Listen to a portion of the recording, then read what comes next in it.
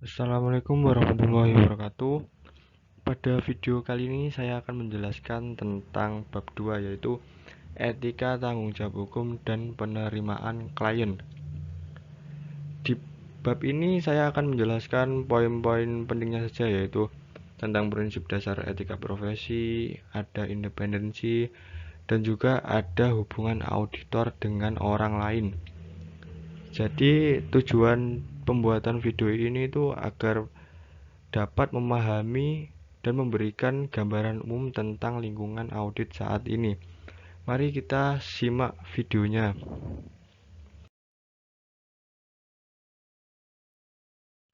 Oke, yang pertama saya akan menjelaskan tentang prinsip dasar etika profesi.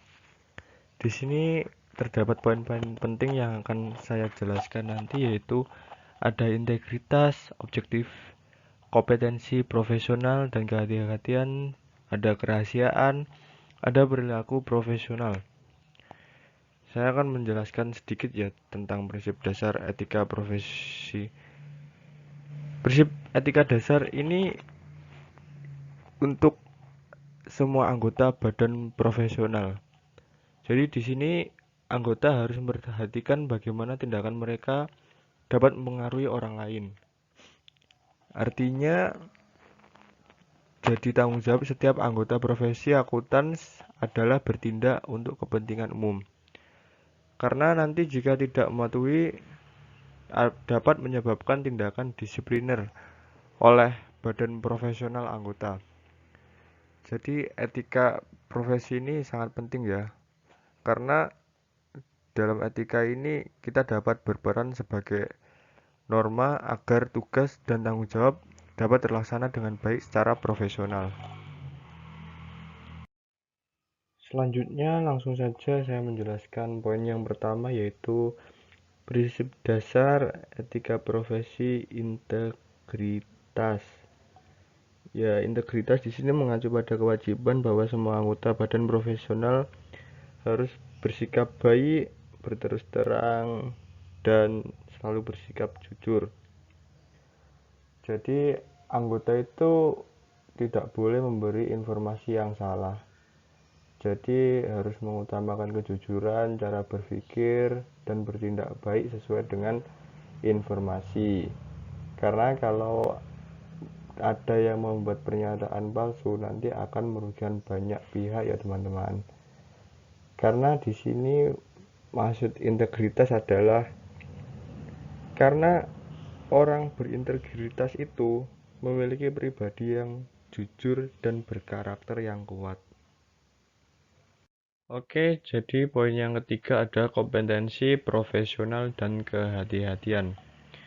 Jadi anggota itu harus mencapai tingkat kompetensi dan mengikuti perkembangan terbaru dalam peraturan dan standar. Karena di sini pencapaian kompetensi itu berasal dari pendidikan ya, dan pengalaman kerja. Pengalaman ini penting karena pengalaman adalah guru terbaik.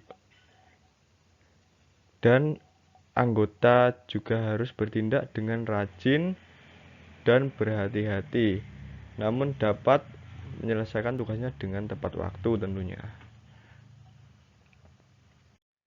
Poin yang kedua ada objektif atau objektivitas, yaitu maksudnya tidak membiarkan perasaan atau prasangka pribadi mereka mempengaruhi penilaian profesional mereka. Jadi ketika seorang anggota yakin bahwa objektivitas mereka sedang terganggu, jadi mereka harus menghentikan pelayanannya. Jadi kesimpulannya, objektif itu tidak membiarkan konflik kepentingan, pengaruh orang lain mengganggu proses keputusan. Jadi harus tetap berfokus pada satu tujuan. Dan selanjutnya poin keempat ada kerahasiaan. Ya, jadi anggota di sini tuh harus bisa menjaga kerahasiaan dengan baik, termasuk dalam lingkungan sosial. Karena ketika anggota berganti pekerjaan atau mendapatkan klien baru, mereka tetap tidak boleh menggunakan atau mengungkapkan informasi rahasia apapun, kecuali jika ada pernyataan hukum untuk mengungkapkan informasi tersebut. Karena menjaga sikap amanah ini sangat penting ya. Karena jika rahasia tersebut bocor, apalagi tersebar, tentunya akan merugikan banyak pihak. Selanjutnya ada perilaku profesional. Nah, sifat profesional ini sangat penting ya. Karena di situ terdapat sikap yang baik. Contohnya adalah bersikap jujur, bersikap apa adanya sesuai dengan kemampuan dan keterampilan. Dan anggota itu tidak boleh mengaku-mengaku atau memberikan layanan yang tidak dapat mereka berikan. Jadi harus apa adanya dan harus secara profesional. Dan tidak boleh merendahkan kualitas pekerjaan yang dihasilkan oleh orang lain. Apalagi menyombongkan diri dengan mengaku-ngaku kualitasnya lebih baik daripada orang lain. Jadi di sini sikap profesional itu harus sportivitas tentunya, harus sebagai diri sendiri dan melakukan sikap yang baik, saling membantu terhadap orang lain.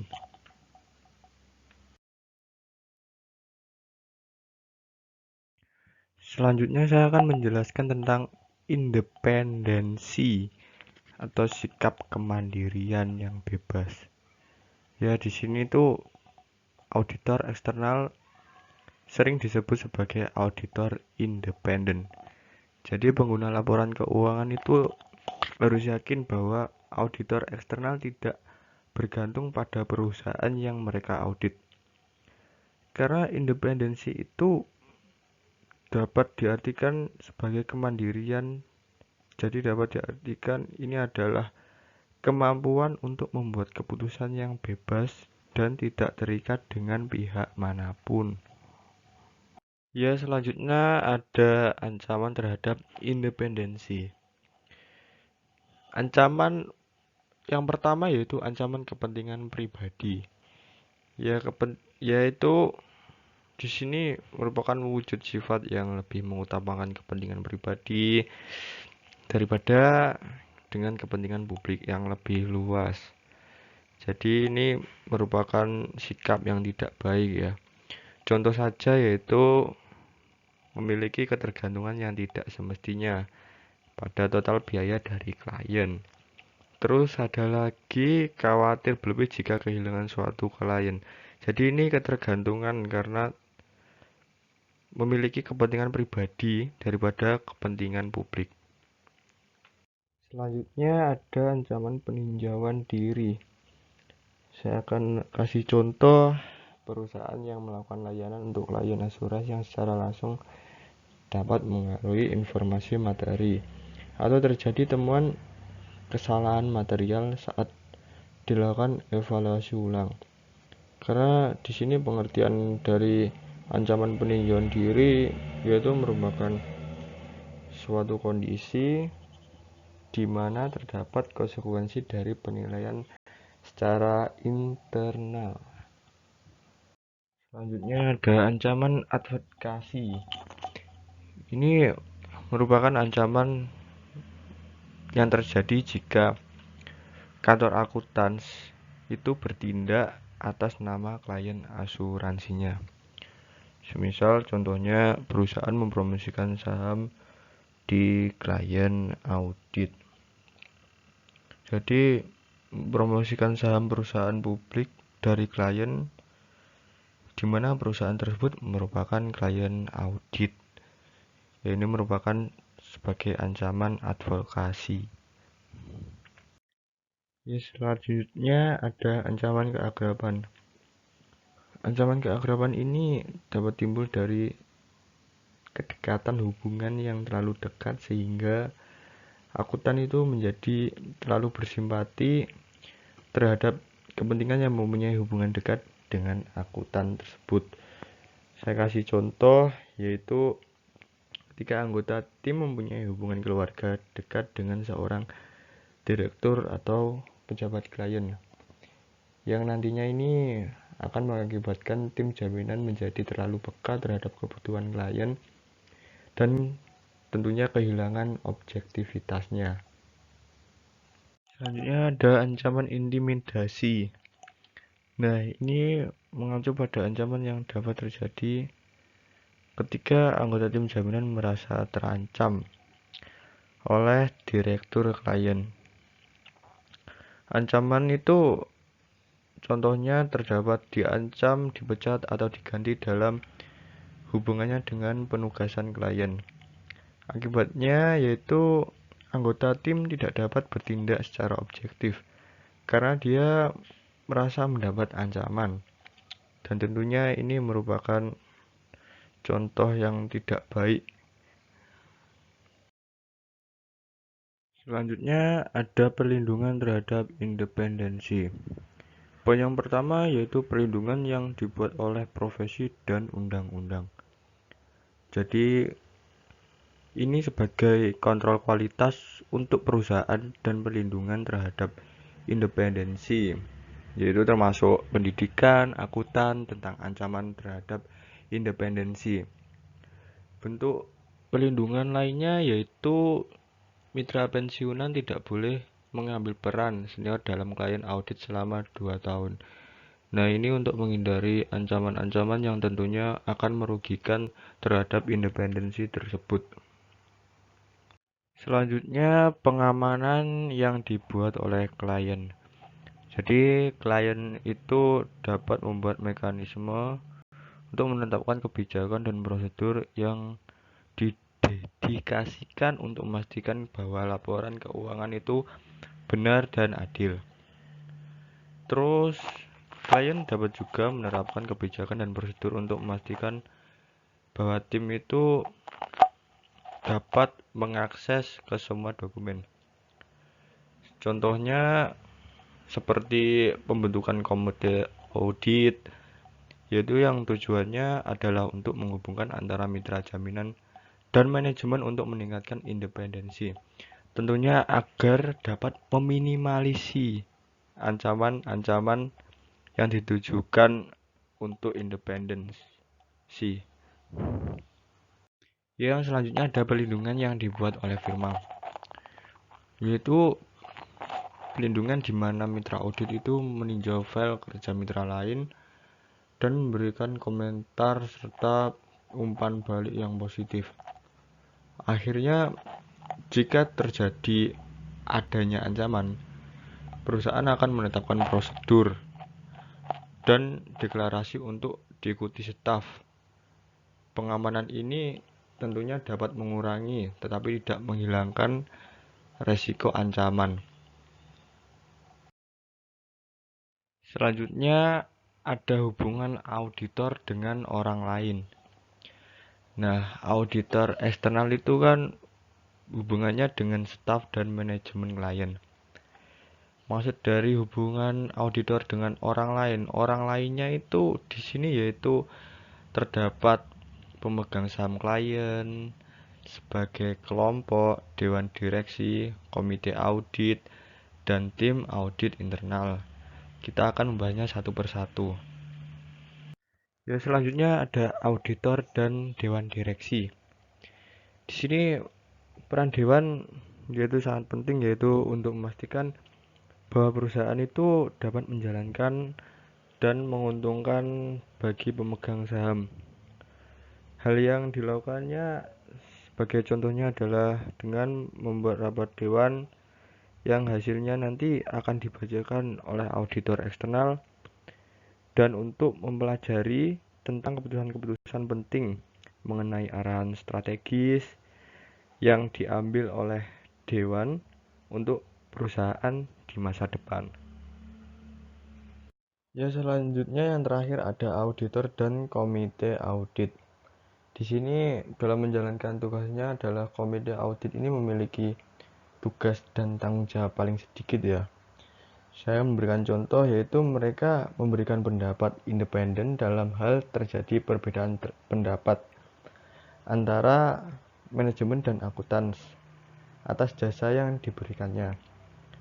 Jadi Di sini komite audit itu bertindak atas nama seluruh dewan direksi untuk memastikan bahwa laporan itu keuangan itu benar, adil, dan telah diakses ke semua catatan. Jadi berdasarkan kesimpulan tersebut, yaitu komite audit itu dibentuk oleh dan bertanggung jawab kepada dewan dalam membantu melaksanakan tugas dan fungsi dewan.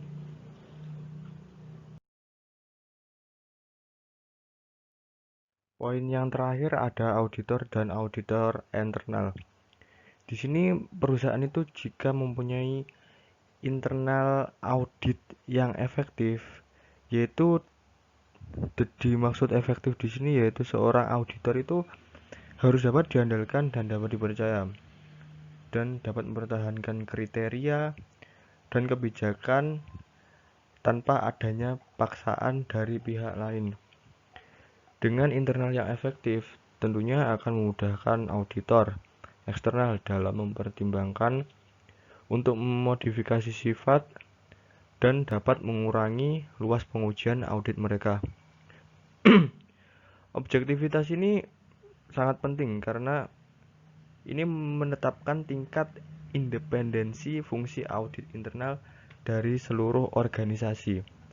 Jadi semakin independen fungsi audit internal ini, auditor eksternal itu dapat semakin diandalkan. Oke, selanjutnya ada kompetensi teknis. Kompetensi teknis ini mengacu pada keterampilan, pelatihan, dan kemampuan pada tim audit internal. Jadi jika ini semua dapat berjalan dengan baik, tentunya akan membuat auditor eksternal dapat menjalankan tugasnya dengan mudah. Karena auditor eksternal juga akan mempertimbangkan latar belakang dan sejauh mana pengalaman staf audit internal tersebut. Auditor eksternal itu juga memperhatikan apakah audit internal itu memiliki spesifikasi kualifikasi yang sesuai untuk peran mereka, dan tentunya ini akan membantu peran auditor eksternal.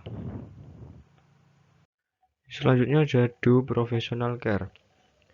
Di sini mengacu pada dokumentasi, perencanaan, dan pengawasan fungsi audit internal.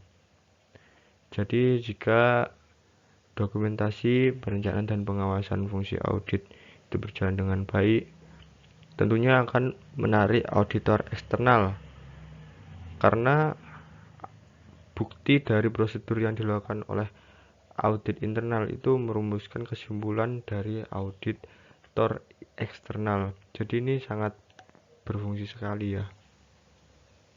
Yang terakhir ada komunikasi. Komunikasi ini sangat penting karena komunikasi antara auditor internal dan eksternal ini sangat berkesinambungan, sangat dibutuhkan karena menyangkut masalah mereka harus saling menginformasikan dan mereka itu dapat bertemu melalui penjadwalan rapat yang rutin. Ketika auditor eksternal memiliki akses dokumentasi audit internal sesuai dengan kebutuhan dan auditor eksternal menginformasikan kepada audit internal tentang masalah apapun yang mempengaruhi mereka. Jadi auditor internal dan eksternal ini harus bebas berkomunikasi, saling membantu untuk mengatasi masalah dan membuat kinerja menjadi lebih baik. Nah, itu tadi adalah sedikit presentasi yang dapat saya sampaikan. Bila ada tutur kata yang tidak mengenakan atau speaker yang kurang jelas, mohon dimaafkan. Wabillahi taufiq wal hidayah. Assalamualaikum warahmatullahi wabarakatuh.